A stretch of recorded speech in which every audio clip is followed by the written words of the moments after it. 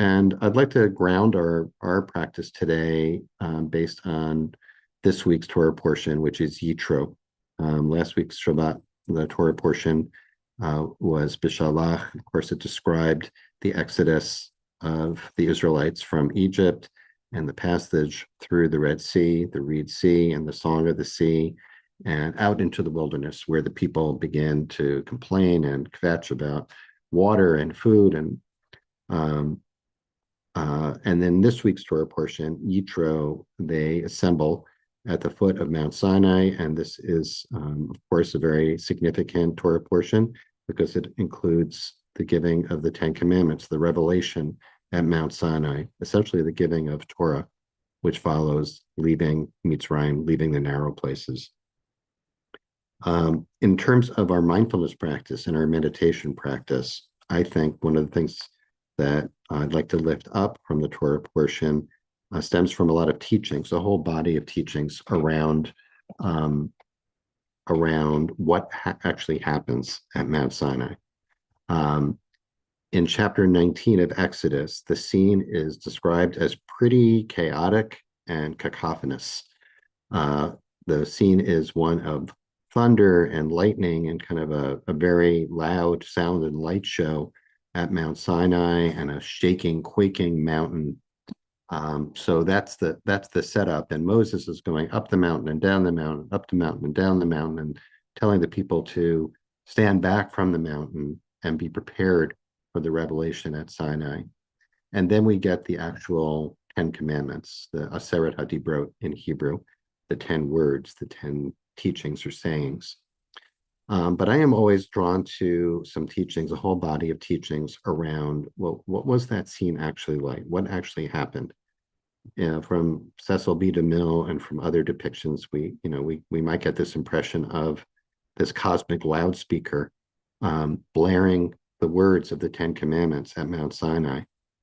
But early on in Midrash, in rabbinic tradition, we get this teaching that actually what happened at Mount Sinai was that creation fell entirely quiet. There was, in fact, so quiet there was no sound at all, not even the background noise, the ambient noise of animals and birds and wind, but actually, in contrast to that description of this very loud racket that's happening in Exodus 19, revelation happens, insight happens, wisdom arises in a moment where there is complete silence and complete stillness. So that's one famous rabbinic midrash, or a few classic rabbinic midrashim about what happened. That there was so quiet that you could hear a pin drop. Later tradition goes even further, and in interpreting the Ten Commandments, Rashi says actually the people only heard the first two of the 10 commandments, and then they began to retreat and say, this is too much, can't handle this. And then there are other traditions that say that actually what the Israelites heard was only the first word of the first commandment, which is Anochi, I. And then there's a fairly obscure, but now fairly well-known Hasidic interpretation, which says that actually all the people heard was the first letter of that first word, which is the silent letter Aleph. And that Torah is essentially a midrash, an interpretation of that Aleph, of that great cosmic silence that is sometimes described as kind of the silent womb of language, from which language arises, kind of a mystery, a wordless speech, as it were. A kind of stillness. And we get a similar situation with the prophet Elijah, who just in the book of Kings flees from an encounter with Jezebel and flees to the same place, to Mount Sinai, and to the mountain of God. And again, we have a scene where there's lightning and thunder and all kinds of special effects taking place. And after all that is gone, the divine appears to Elijah, or is perceived by Elijah, in a kol damama daka, which is usually translated as a still small voice in the silence that follows the great noise. So both those teachings in our tradition lift up this idea that insight, that wisdom, that divine guidance arises not in that noise, but actually in the quiet or stillness or silence underneath the noise, beneath the noise. Of course, that's a great grounding for meditation practice. So today, basically, what I'd like to invite us to do is access that stillness. One of the things about it is that the stillness can exist even in the midst of noise, even in the midst of our daily lives. We don't have to go, maybe one of the teachings that we can derive from the juxtaposition of the noisiness of the scene at Mount Sinai, both with the whole people being present and then later with Elijah, is that the stillness is present within the noise of our lives, if we can be still enough to be able to perceive it. And that's the practice I'd like to offer us today, because many of us, if once we take a look at the news, we stick our head out of the sand and take a look around to see what's happening. We're easily agitated these days. Imagine you, like me, can be easily agitated, and stillness and silence is hard to come by. And this is not, by the way, just to be clear, a prescription for being silent. It's to say that silence and stillness is a prerequisite to wise use of the divine gift of speech, of being able to use language in a way that brings healing and blessing and promotes the oneness that underlies the brokenness of creation. So we, people who use a lot of words and have created a body of sacred text that is unbelievably voluminous, underneath that, ultimately believe that all of that derives from and needs to come from an inner place and an external place of stillness. So no matter how stirred up you are today, no matter how agitated, no matter how much noise there is around you, today I want to invite you to see if you can tap into and attune to the silent center that lies within you. So let's go there. I'm actually going to preface it by sharing a wonderful poem by Pablo Neruda, the great Chilean poet. And not to worry, I'm not going to screen share. I'm just going to read the poem as a way to lead us into our sit today. It's called Keeping Quiet. Now we will count to 12, and we will all keep still. For once on the face of the earth, let's not speak in any language. Let's stop for a second and not move our arms so much. It would be an exotic moment, without rush, without engines. We would all be together in a sudden strangeness. Fishermen in the cold sea would not harm whales, and the man gathering salt would look at his hurt hands. Those who prepare green wars with gas, wars with fire, victories with no survivors, would put on clean clothes and walk about with their brothers in the shade, doing nothing. What I want should not be confused with total inactivity. Life is what it is about. I want no truck with death. If we were not so single-minded about keeping our lives moving, and for once could do nothing, perhaps a huge silence might interrupt this sadness of never understanding ourselves and of threatening ourselves with death. Perhaps the earth can teach us as when everything seems dead and later proves to be alive. Now I'll count up to 12, and you keep quiet, and I will go. So let's use that as the basis for our practice today. And if you, by the way, would like a copy of that poem, we'll share the link to the source sheet. a little bit later, so not to worry about that. But let's take those words seriously, um,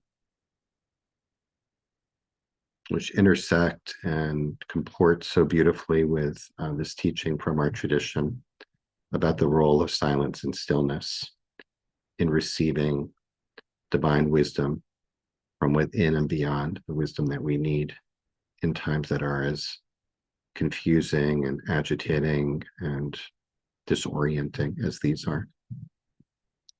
So let's find our seat, settle in our chair,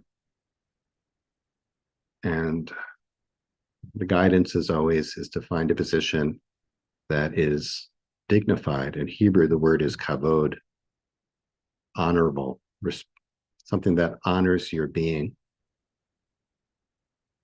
So we can each respect ourselves by finding a position that is respectful and honoring of our beings, our bodies. So honor your body and find the position that works for you. If you can rest the soles of your feet on the floor, feel the support and feel the support of the seat or cushion or sofa underneath you, the backrest.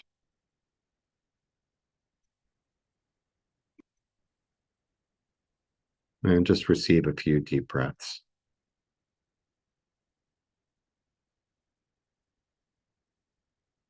Let's bring our attention to the soundscape around us and imagine ourselves as if we were at Sinai. There might be a lot of noise around you, or it might be pretty quiet. Might be sounds from the street or sounds within your house. You hear the whistling of my radiator.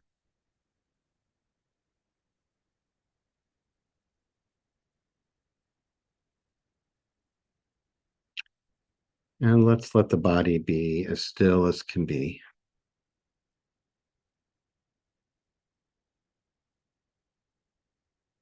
Just let yourself rest in whatever's supporting you right now. Give yourself a moment to rest. Let yourself be held and supported. Nowhere to go and nothing to do. Just to be. A moment of Shabbat. A moment of release. A moment to be receptive and open to what might arise without knowing what that is. We're adopting a stance of not knowing, of curiosity, of kindness, of compassion towards ourselves and each other.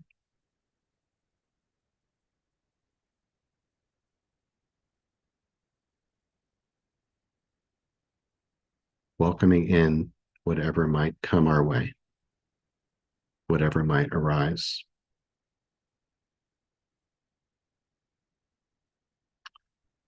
And I'll follow Neruda's suggestion and count to 12. And then let's all just be quiet. If you find yourself, well, in our time of silence with your mind wandering away as it is wont to do and is human and natural, just catch yourself when you wake up from the daydreaming and bring yourself back to whatever works for you as an anchor to sensation, feeling the temperature of the air against your skin, or feeling the texture of your chair, or the support of your feet on the floor, or the sounds in your room, just listening to the soundscape, whatever orients you to being present in this moment, or your breath. Just come back to the moment until you wander off again. And I'll offer, as we move into silence, this suggestion that always is helpful for me to imagine the mind as a bowl of water inside you. You can locate that bowl of water wherever you like, in your head, in your chest, or imagine your whole body as a vessel of water, and imagine it being agitated and stirred up and sloshing around. And we're turning off the input, turning off the faucet. No more water. And we're just letting the water settle until the surface is still. So, whatever you need to do to come back to that, and if you notice the water sloshing around, just breathe. Don't hold your breath. Just breathe and let it settle. And if we even touch into that for a few moments, we will have the experience of what it's like to stand at Mount Sinai. So I'll count to 12, and we'll be silent for the next 10 minutes. 1, 2, 3, 4, 5, 6, 7, 8, 9,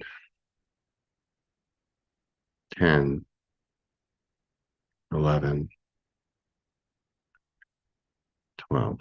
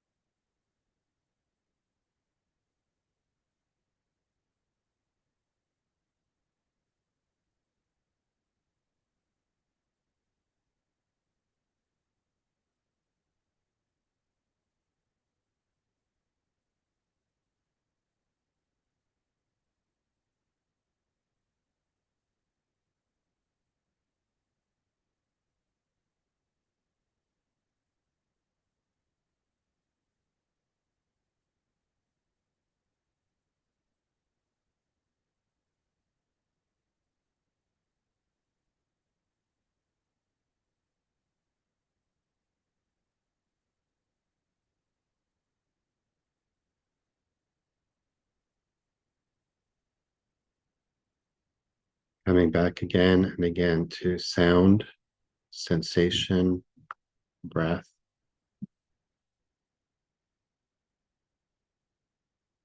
Letting the waters inside settle until the surface is smooth. And if it's still agitated, that's fine. See if you can notice stillness beneath the surface of your agitation.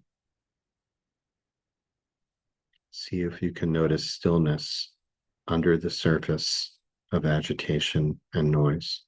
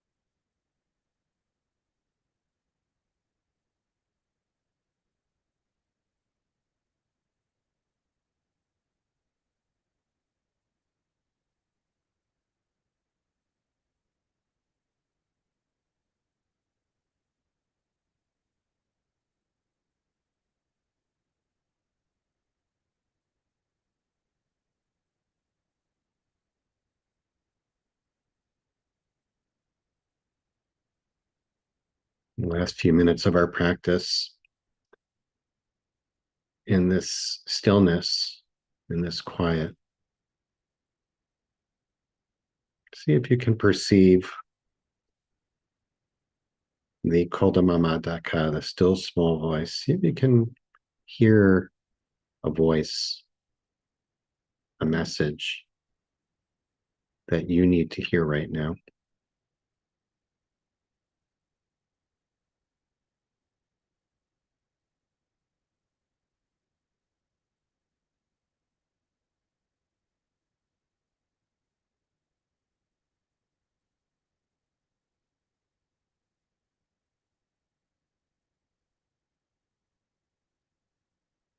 See if you can be open to that message.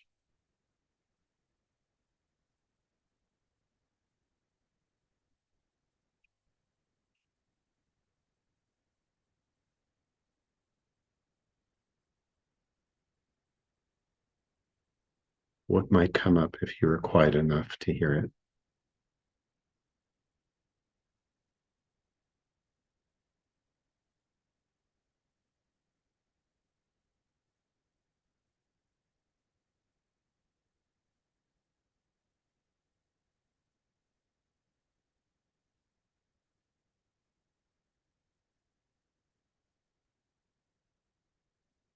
To close our practice, we'll invite you to place one hand over your heart space if you're comfortable doing that, to bring some little extra stillness to your body, to your being, as if to say, be still, my body, be still, my heart, and to silently offer some gratitude to that Kodamama Daka,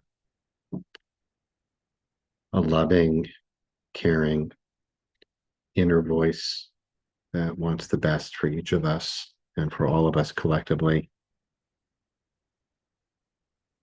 And if you're comfortable whispering or saying Shamati, I've heard, or I hear,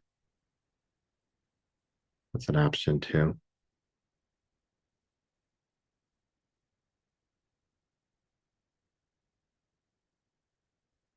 And if your eyes have been closed, you can let them slowly open. And let's come back together here at our own little mini Sinai. Thank you for sharing and for sharing this practice and for sharing the stillness together. May it be for the sake of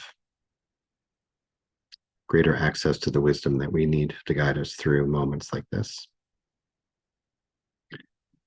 And let's close as we do each day. Any of you who might be in mourning or observing a yard site, or if you customarily join in the mourner's Kaddish, you're invited to do that. And if you're not reciting Kaddish, please stay present for those who are. Give them your presence and support and compassion in their time of loss. Thanks to Natalie for sharing the words on the screen. You can put the name or names of anyone you're honoring today in the chat now or after you recite Kaddish. And inviting you, if you're reciting Kaddish, to join me by rising in body or in spirit and unmuting at this time. Yitkadal,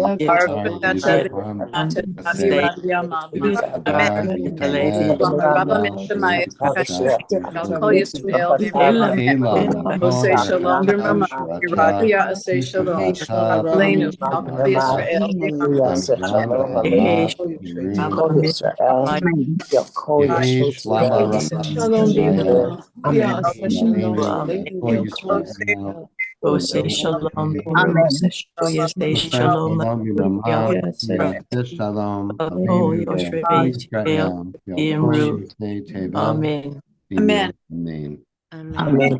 Thank you. Friends, thanks so much for joining us today. Really very delighted to be with you. And for leaving now, I want to invite you to join us tomorrow. It's Tu B'Shvat tomorrow, the Jewish New Year of the Trees. Very delighted that my colleague, Rebecca Schisler, who's a beautiful teacher of embodied practice and of earth-based practice, will be leading us in a practice for Tu B'Shvat tomorrow. So please join us for that. And on Friday, Allison Cohen, who has led us previously, you might remember, is also truly wonderful mindfulness meditation teacher, will be leading us to sit into Shabbat. So we hope you join us for either or both of those. Thanks, Natalie, so much for holding our space together, as always, beautifully. And I'm happy to stay on and respond to questions or comments in the chat about either how I opened or your experience with this practice of reenacting Sinai together. Or if you'd like, you can just use this time, stay with us, use our community of practice as a container to continue to sit in stillness, cultivate that stillness, continue to listen for the kol damama daka, still small voice. And I will respond, as I said, to questions in the chat. If you're leaving us now, stay safe and well. Hope to see you tomorrow or sometime soon.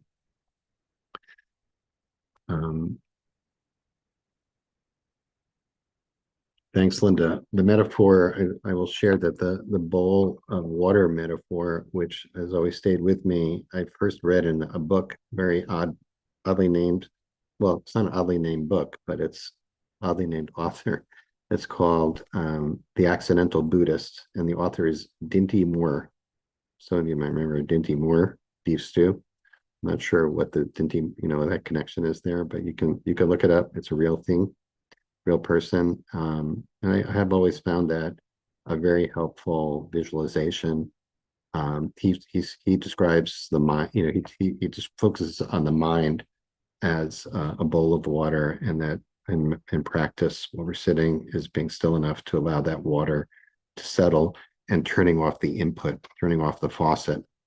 Robert, I'm only able, we're not able to unmute folks. So if you have a question or a comment, you can just put it in the chat. I'll keep an eye out for that. Okay, thanks.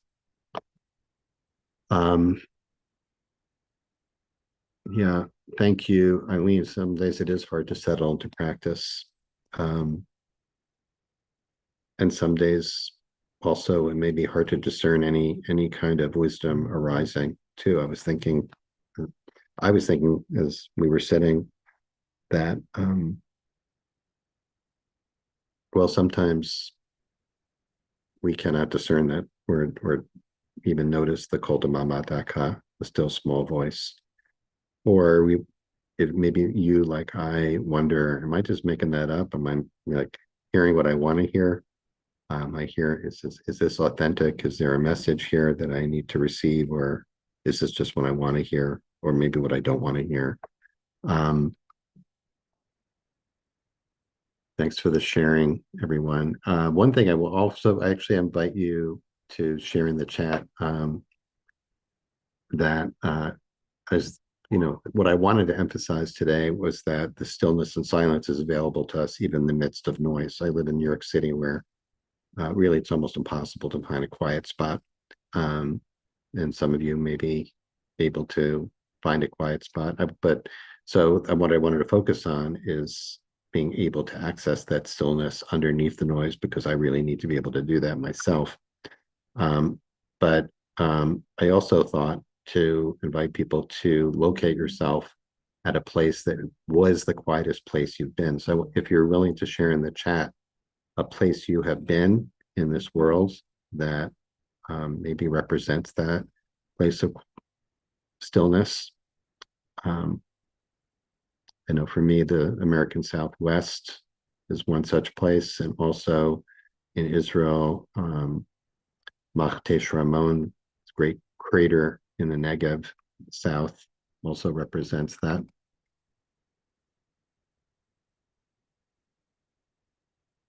Ellis, second question: can we influence the degree of drip from the faucets by what we choose to focus on? That's a great question, Ellis. Sounds like you answer your own question there. Yeah. It's a relevant question, especially these days when many of us are particularly conscious of our news intake, our engagement with the news.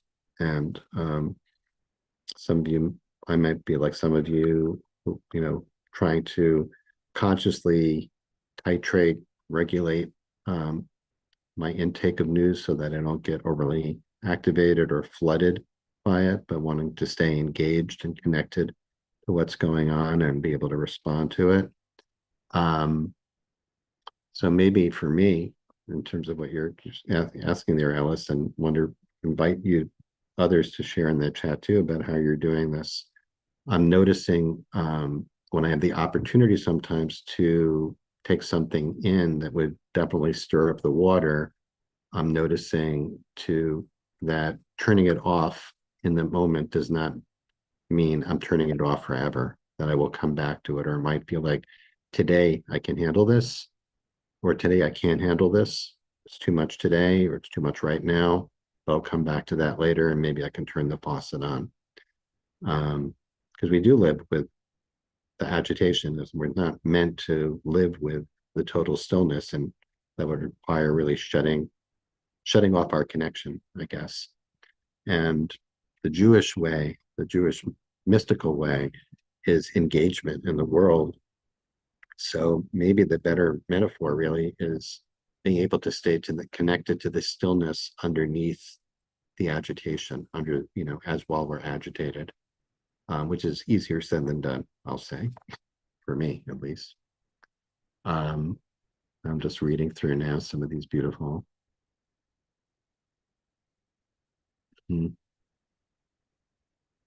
Thank you all for the sharing. Eileen, thanks. The chair in the bedroom with the cat and the tea. I feel calmer. Just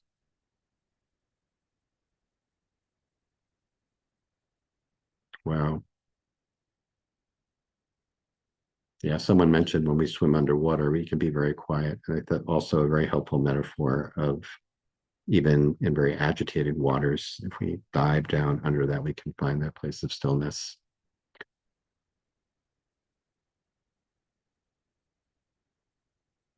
I love this. Thank you so much, everyone, for sharing. near Harper's Ferry, the steam room, the Schwitz. These are great. The moors in northern England. Well, we've all added to our bucket list here. I've added to my bucket list. Thank you so much for sharing those places. Yeah, The Accidental Buddhist by Dinty W. Moore.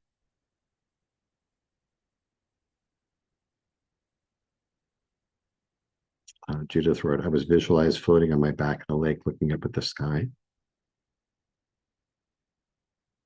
And Lori, thank you for this observation about the silence between the notes, the beautiful vibrating silence after the conductor lowers the baton.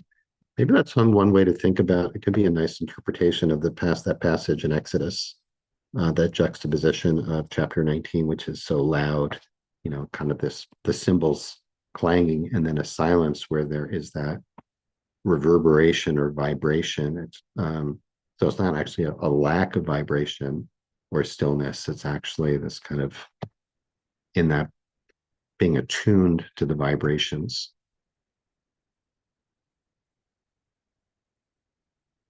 All right. Thank you all so much for the beautiful sharing. I think we'll end it here. As always, great gift to be with everyone and to be able to access the stillness in the midst of so much turmoil, for some of us in our personal lives, and for some of us, or all of us, turmoil and agitation in world events. So thank you for the gift of our little Shabbat together. We'll move back into the world. This is our Havdalah, where we move back into the world, and hope some of this stays with you as you go about your day. And we'll look forward to gathering together tomorrow on Tu B'Shvat. So Chagat Ilanot Sameach to everybody. Tonight, some of you might be engaging in Tu B'Shvat Seders, etc. And we'll have an opportunity to immerse ourselves in the theme of the 15th of Shvat tomorrow at our usual time. Thanks again, Natalie. Thanks to each of you for being here, and hope to see you tomorrow. Be safe and well.